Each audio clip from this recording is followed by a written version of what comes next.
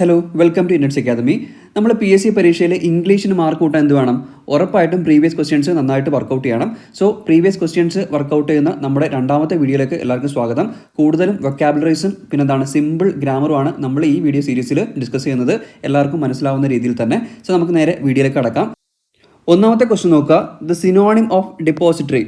ഇപ്പോൾ ഡിപ്പോസിറ്ററിയുടെ സിനോണിം ഞാൻ നേരത്തെ പറഞ്ഞിട്ടുണ്ട്. സിനോണിം എന്ന് വെച്ചാൽ സെയിം മീനിങ് എന്നാണ് അർത്ഥം. ഓക്കെ, അപ്പോൾ ഡിപ്പോസിറ്ററിയുടെ സെയിം മീനിങ് വരുന്നത് താഴെ തന്നിരിക്കുന്നവയിൽ ഏതാണ് എന്നാണ് നമ്മൾ നോക്കേണ്ടത്. അപ്പോൾ ഈ ഡെപ്പോസിറ്ററിയുടെ അർത്ഥം എന്താണ്? വിശ്വസ്തൻ അല്ലെങ്കിൽ അധികാരി എന്നുള്ള അർത്ഥമാണ് ഡെപ്പോസിറ്ററിക്ക് ഉള്ളത്. സോ അതിൻ്റെ സെയിം മീനിങ് വരുന്നത് എന്താണ്? ഓപ്ഷൻ ഡി ആണ്, ട്രസ്റ്റി. ഓക്കെ, അപ്പം ഡിപ്പോസിറ്ററിയുടെ സെയിം മീനിങ് എന്താണ്? ട്രസ്റ്റി എന്നുള്ളതാണ്. ഓക്കെ ആണല്ലോ.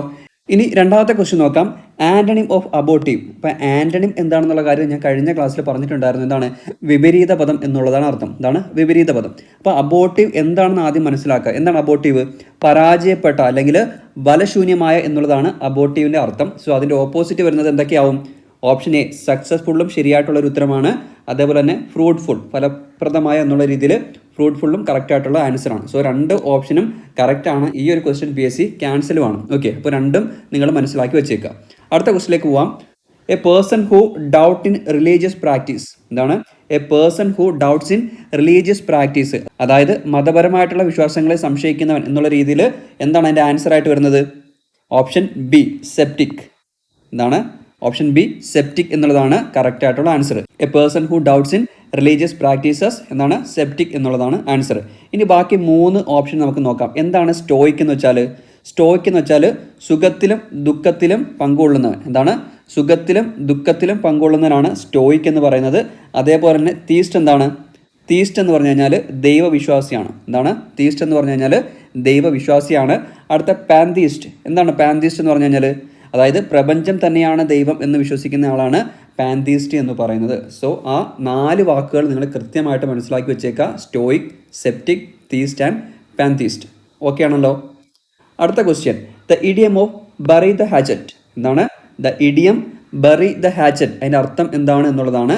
എന്താണ്? അപ്പോൾ ഈ ബറി ദ ഹാച്ചറ്റ് എന്താണെന്ന് മനസ്സിലാക്കി കഴിഞ്ഞാൽ എന്താണ്? ശത്രുത അവസാനിപ്പിച്ച് സമാധാനത്തിലാവുക എന്നാണ് ബറി ദ ഹാച്ചറ്റിൻ്റെ അർത്ഥം. സോ അങ്ങനെ വരുമ്പോൾ എന്തായിരിക്കും answer? Option C stop enmity, അതായത് ശത്രുത അവസാനിപ്പിക്കുക. സ്റ്റോപ്പ് എനിമിറ്റി എന്നുള്ളതാണ് ബറി ദ ഹാച്ചറ്റിൻ്റെ മീനിങ് ആയിട്ട് വരുന്നത്. ഓക്കെ ആണല്ലോ. ഇനി ഇതേപോലത്തെ കുറച്ച് ഇഡിയംസ് നമുക്ക് പരിചയപ്പെടാം. Apple of one's eye. എന്താണ് ആപ്പിൾ ഓഫ് വൺസ് ഐ എന്ന് വെച്ചാൽ? അതിൻ്റെ മലയാളം മീനിങ് ഏറ്റവും പ്രിയപ്പെട്ട ആൾ അല്ലെങ്കിൽ കൺമണി എന്നൊക്കെ നമ്മൾ പറയുമല്ലോ, അതാണ് ആപ്പിൾ ഓഫ് വൺസ് ഐ എന്ന് പറഞ്ഞു കഴിഞ്ഞാൽ. അതായത് നമുക്ക് എക്സാമ്പിൾ പറഞ്ഞു കഴിഞ്ഞാൽ എന്താണ്? His youngest daughter is the apple of his I. മനസ്സിലായല്ലോ. ഇനി രണ്ടാമത്തെ ഇഡിയം നോക്കുക, let the cat out of the bag. Let the cat out of the bag എന്താണ് അതിൻ്റെ അർത്ഥം? ഒരു രഹസ്യം അബദ്ധവശാൽ വെളിപ്പെടുത്തുക. ഒരു രഹസ്യം അബദ്ധവശാൽ വെളിപ്പെടുത്തുക എന്നുള്ളതാണ് let the cat out of the ബാഗിൻ്റെ അർത്ഥം. PSC ചോദിച്ചിട്ടുണ്ട്.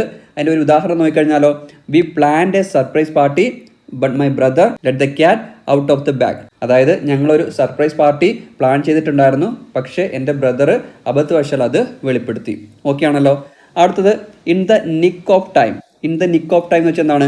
കൃത്യസമയത്ത് അല്ലെങ്കിൽ അവസാന നിമിഷത്തിൽ എന്നൊക്കെ അർത്ഥം വരും. അപ്പോൾ അതിനൊരു എക്സാമ്പിൾ പറഞ്ഞു കഴിഞ്ഞാൽ, the ambulance arrived in the nick of time and save the patient. The ambulance arrived the nick of time and save the patient എന്നുള്ളതാണ്. ഇപ്പോൾ നിങ്ങൾക്ക് മനസ്സിലായി കാണും എന്ന് ഞാൻ വിശ്വസിക്കുന്നു. അടുത്തൊരെണ്ണം നോക്കാം, ബീറ്റ് അറൗണ്ട് ദ ബുഷ്. എന്താണ്? Beat around the Bush. ഇതും PSC ചോദിച്ചിട്ടുള്ളതാണ്. എന്താണ് അതിൻ്റെ മീനിങ്? കാര്യം നേരിട്ട് പറയാതെ വളച്ചൊടിച്ച് പറയുക. കാര്യം നേരിട്ട് പറയാതെ വളച്ചൊടിച്ച് പറയുന്നതിനെയാണ് ബീറ്റ് അറൗണ്ട് ദ ബുഷ് എന്ന് പറയുന്നത്. അപ്പോൾ അതിനൊരു എക്സാമ്പിൾ പറഞ്ഞു കഴിഞ്ഞാൽ, stop beat around the Bush and tell me exact what happened. Stop beating around the Bush and tell me exactly what happened. അതായത് കാര്യങ്ങൾ വളച്ചൊടിച്ച് പറയാതെ എന്താണ് സംഭവിച്ചതെന്ന് എൻ്റെ അടുത്ത് കൃത്യമായിട്ട് പറയാനാണ് പറയുന്നത്. സോ ആ ഒരു എക്സാമ്പിൾ നിങ്ങൾക്ക് മനസ്സിലായല്ലോ. ഇനി അടുത്ത ക്വസ്റ്റ്യൻ നോക്കുക, വളരെ ഇമ്പോർട്ടൻ്റ് ആയിട്ടൊരു ക്വസ്റ്റ്യൻ ആണ്. Khalil Gibran is one of the greatest poet of the world എന്നുള്ളതാണ്. Pick out the comparative degree. തന്നിട്ടുള്ളതിൽ കമ്പാരിറ്റീവ് ഡിഗ്രി ഏതാണ് എന്ന് കണ്ടെത്തുക. 4 ഓപ്ഷൻ തന്നിട്ടുണ്ട്. സോ വളരെ സിമ്പിളായിട്ടുള്ള ഒരു ട്രിക്ക് ഉണ്ട്. എന്താണ്? One of. എന്താണ്? One of plus superlative. One of plus superlative വന്നു കഴിഞ്ഞാൽ എന്താണ് ചെയ്യേണ്ടതെന്ന് ഞാൻ പറഞ്ഞുതരാം.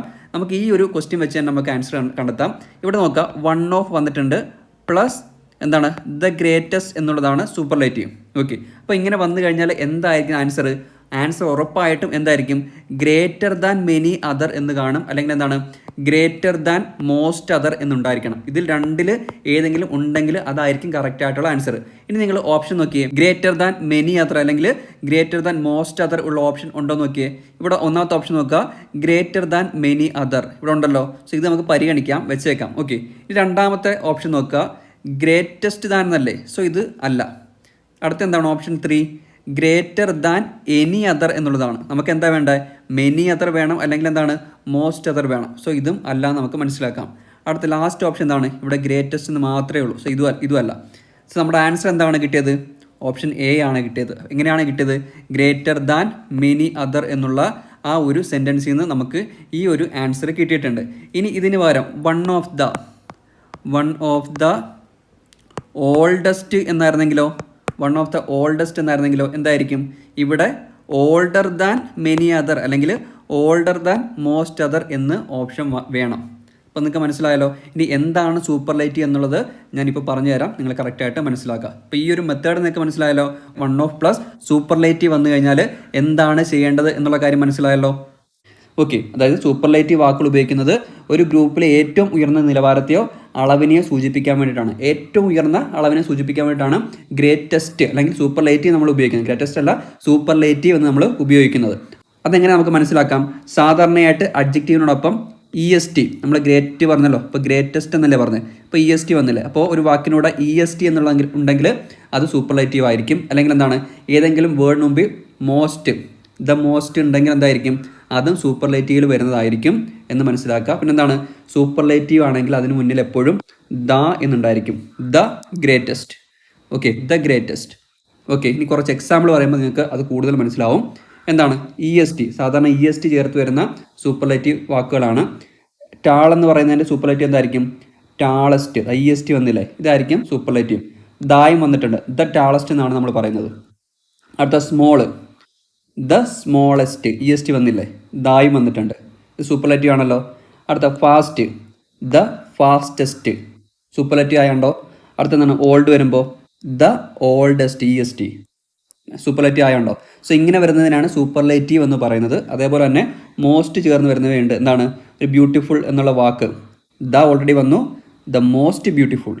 അടുത്ത ഇൻ്റലിജൻറ്റ്, എന്ത് വേണം ആദ്യം? ദ വേണം, ദ മോസ്റ്റ് ഇൻ്റലിജൻറ്റ്, അതാണ് അതിൻ്റെ superlative.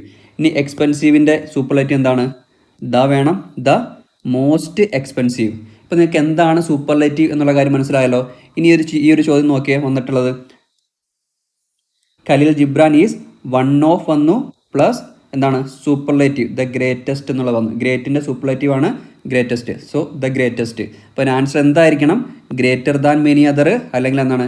Greater than most other എന്നായിരിക്കണം. ഇപ്പം നിങ്ങൾക്ക് ഈ ഒരു ക്വസ്റ്റിനെ പറ്റിയിട്ട് ഒരു ഐഡിയ കിട്ടിയെന്ന് ഞാൻ വിശ്വസിക്കുന്നു. ഓക്കെ ആണല്ലോ. അടുത്ത question, pick out the correctly spelled word. താഴെ തന്നിരിക്കുന്നവയിൽ കറക്റ്റായിട്ട് സ്പെല്ലിംഗ് ഉള്ളത് ഏതാണെന്ന് PSC പണ്ട് മുതലേ ചോദിക്കാറുണ്ട്. ഇപ്പോൾ തന്നിരിക്കുന്ന ഏതാണ്? ഓപ്ഷൻ എ ആണ് കറക്റ്റായിട്ടുള്ള ആൻസർ. കോൺസ്റ്റലേഷൻ. എന്താണ്? കോൺസ്റ്റലേഷൻ എന്നുള്ളതാണ് ഇവിടെ ശരിയായിട്ടുള്ള സ്പെല്ലിംഗ്. അതായത് നക്ഷത്ര സമൂഹം എന്നർത്ഥമുള്ള കോൺസ്റ്റലേഷൻ ആണ് ഇവിടെ ശരിയായിട്ടുള്ള വേർഡ്. ഓക്കെ, ഇനി എന്താണ്? ബാക്കി മൂന്നും തെറ്റാണ്. അത് നമുക്ക് എങ്ങനെ ശരിയായിട്ട് എഴുതാം? കൺസിസ്റ്റൻസി എന്ന് പറയുമ്പോൾ എന്താണ്? ടെൻസി അല്ല, ഇ ആണ്. ഇവിടെ ഇ വരും, കൺസിസ്റ്റൻസി. ഓക്കെ ആണല്ലോ. ഇനി കോൺസ്പിറസി അല്ല, കോൺസ്പിറസി ആണ്. ഇവിടെ എന്താണ്? എ ആണ് വരുന്നത്, കോൺസ്പിറസി. ഇനി എന്താണ്? കൺസർവേറ്ററി അല്ല, കൺസർവേറ്ററി എക്ക് വരുന്നതാണ്, ഒ ആണ് വരുന്നത്. ഓക്കെ ആണല്ലോ. ഈ 4 വേർഡ് നിങ്ങളിപ്പോൾ പഠിച്ചല്ലോ. ഇനി അടുത്ത ക്വസ്റ്റ്യനിലേക്ക് പോവാം. We need 2 more players to dash the team. We need 2 more players to dash the team. രൂപീകരിക്കുക എന്നുള്ള അർത്ഥമാണ് ഇവിടെ വേണ്ടത്. അതായത് ഈ ടീം രൂപീകരിക്കാൻ നമുക്ക് 2 പ്ലെയേഴ്സും കൂടെ വേണം എന്നുള്ള അർത്ഥത്തിൽ we need more players to dash the team. എന്താണ് ആൻസർ ആയിട്ട് വരുന്നത്? മേക്കപ്പ്. മേക്കപ്പ് എന്നുള്ളതാണ് കറക്റ്റ് ആയിട്ടുള്ള answer. We need more players to make up the team എന്നുള്ളതാണ് കറക്റ്റ് ആയിട്ടുള്ള ആൻസർ. ഓക്കെ ആണല്ലോ. ഇനി ബാക്കി കുറച്ച് കാര്യങ്ങൾ നമുക്ക് നോക്കാം. എന്താണ് മേക്ക് ഔട്ട് എന്ന് വെച്ചാൽ? എന്താണ് മേക്ക് ഔട്ട് എന്ന് വെച്ചാൽ? അണ്ടർസ്റ്റാൻഡ്. ഇത് ഒരുപാട് തവണ PSC ചോദിച്ചിട്ടുള്ളതാണ്. മേക്ക് ഔട്ട് എന്ന് വെച്ചാൽ അണ്ടർസ്റ്റാൻഡ് അല്ലെങ്കിൽ മനസ്സിലാക്കുക എന്നുള്ളതാണ്. എക്സാമ്പിൾ പറഞ്ഞു കഴിഞ്ഞാൽ എന്താണ്? I couldn't make out what he was whispering. I couldn't make out what he was whispering, അവൻ എന്താണ് മന്ത്രിച്ചതെന്ന് എനിക്ക് മനസ്സിലാക്കാൻ കഴിഞ്ഞില്ല. അതാണ് മേക്ക് ഔട്ട്. അടുത്ത എന്താണ് make off with. Make off with എന്ന് വെച്ചാൽ മോഷ്ടിച്ചുകൊണ്ട് കടന്നു കളയുക. എന്താണ് മോഷ്ടിച്ചുകൊണ്ട് കടന്നു കളയുന്നതിനാണ് മേക്ക് ഓഫ് വിത്ത് എന്ന് പറയുന്നത്. എക്സാമ്പിൾ എന്താണ് the thief made off with all the jewellery. The thief made off with all the jewellery. ഇവിടെ മേക്കിൻ്റെ പാസ്റ്റാണ് മേഡ് എന്ന് പറഞ്ഞാൽ. Okay, the thief made off with all the jewellery. ഇപ്പോൾ മനസ്സിലായല്ലോ മേക്ക് ഓഫ് വിത്ത് എന്താണെന്നുള്ളത്. അടുത്ത മേക്ക് ഫോർ. എന്താണ് make four? ഒരു പ്രത്യേക ദിശയിലേക്ക് നീങ്ങുക എന്നതിനെ സൂചിപ്പിക്കാനായിട്ട് നമുക്ക് മേക്ക് ഫോർ ഉപയോഗിക്കാം. ഒരു എക്സാമ്പിൾ പറഞ്ഞു കഴിഞ്ഞാൽ എന്താണ് it started to rain so we made for the nearest shelter. മഴ പെയ്യാൻ തുടങ്ങിയപ്പോൾ ഞങ്ങൾ അടുത്തുള്ള അഭയസ്ഥാനത്തേക്ക് നീങ്ങി എന്നുള്ളതാണ് പറയുന്നത്. അടുത്ത മേക്ക് ഓവർ എന്താണ്? നമ്മൾ എപ്പോഴും പറയല്ല മേക്ക് ഓവർ ചെയ്യണം എന്നൊക്കെ പറയില്ലേ. എന്താണ് രൂപമാറ്റം വരുത്തുക എന്നുള്ളതാണ് മേക്ക് ഓവർ അതിൻ്റെ അർത്ഥം. ഓക്കെ, അതായത് ഒരു എക്സാമ്പിൾ പറഞ്ഞു കഴിഞ്ഞാൽ he made over his property to his son. He made over his property to his son. Made എന്ന് വെച്ചാൽ മേക്കിൻ്റെ ആണ്. മേക്ക് മേഡ് എന്നല്ല നമ്മൾ പറയുന്നത്. അപ്പോൾ എന്താണ് അവൻ തൻ്റെ സ്വത്ത് മകൻ്റെ പേരിലേക്ക് കൈമാറി. He made over his property to his son. Okay ആണല്ലോ ഈ 4 എണ്ണവും. അടുത്ത ക്വസ്റ്റിലേക്ക് പോയി കഴിഞ്ഞാൽ what will you do dash now and 5 o'clock. What will you do dash now and 5 o'clock. എന്താണ് എങ്ങനെയാണ് ചെയ്യുന്നത്? 2 സമയപരിധികൾക്കിടയിലുള്ള കാര്യത്തെ സൂചിപ്പിക്കാനായിട്ട് എന്തുപയോഗിക്കുന്നു? ബിറ്റ്വീൻ ഉപയോഗിക്കുന്നു. ബിറ്റ്വീൻ അതായത് നൗ ഇപ്പോൾ, പിന്നെ എന്താണ് ഒരു സമയം 5 o'clock. അപ്പോൾ എന്താണ് ഉപയോഗിക്കേണ്ടത്? ബിറ്റ്വീൻ ആണ് നമ്മുടെ കറക്റ്റ് ആയിട്ടുള്ള answer. What will you do between now and 5 o'clock എന്നുള്ളതാണ് നമ്മുടെ കറക്റ്റ് ആയിട്ടുള്ള ആൻസർ. ഓക്കെ ആണല്ലോ. അടുത്ത ദ ഇഡിയം ലിംഗ്വ ഫ്രാൻക. എന്താണ് ദ ഇഡിയം ലിംഗ്വ ഫ്രാൻക? അതിൻ്റെ മീനിങ് എന്താണെന്നുള്ളതാണ്. എന്താണ് കോമൺ ലാംഗ്വേജ്. അതായത് വ്യത്യസ്ത ഭാഷകൾ സംസാരിക്കുന്നവർ തമ്മിൽ ആശയവിനിമയത്തിനായി ഉപയോഗിക്കുന്ന പൊതുവായ ഭാഷയാണ് ലിംഗ്വ ഫ്രാൻക എന്ന് പറയുന്നത്. എന്ന് വെച്ചാൽ കോമൺ ലാംഗ്വേജ് എന്നുള്ളതാണ് കറക്റ്റ് ആയിട്ടുള്ള ആൻസർ. ഓക്കെ ആണല്ലോ. അടുത്ത the dash of ladies pick out the collective noun. നമ്മൾക്കറിയാം കളക്റ്റീവ് നോൺ PSC ഒരുപാട് ചോദിക്കാറുണ്ട്. എന്താണ് answer? The bevy of ladies എന്നുള്ളതാണ്. എന്താണ് the bevy, BEVY. Option B ആണ് കറക്റ്റ് ആയിട്ടുള്ള ആൻസർ.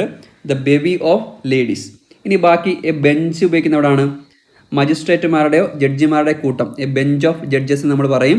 എന്താണ് സ്വാംസ് എന്ന് പറഞ്ഞു കഴിഞ്ഞാൽ ഈച്ചകൾ, തേനീച്ചകൾ അല്ലെങ്കിൽ പ്രാണികളുടെ കൂട്ടത്തിനെ നമ്മൾ എന്താണ് സ്വാംസ് എന്നാണ് പറയുന്നത്. എ സ്വാം ഓഫ് ബീസ് അല്ലെങ്കിൽ എ സ്വാം ഓഫ് ഫ്ലൈസ് എന്ന് നമ്മൾ പറയും. ഓക്കെ, ഇനി ബ്രൂഡ് എന്താണ്?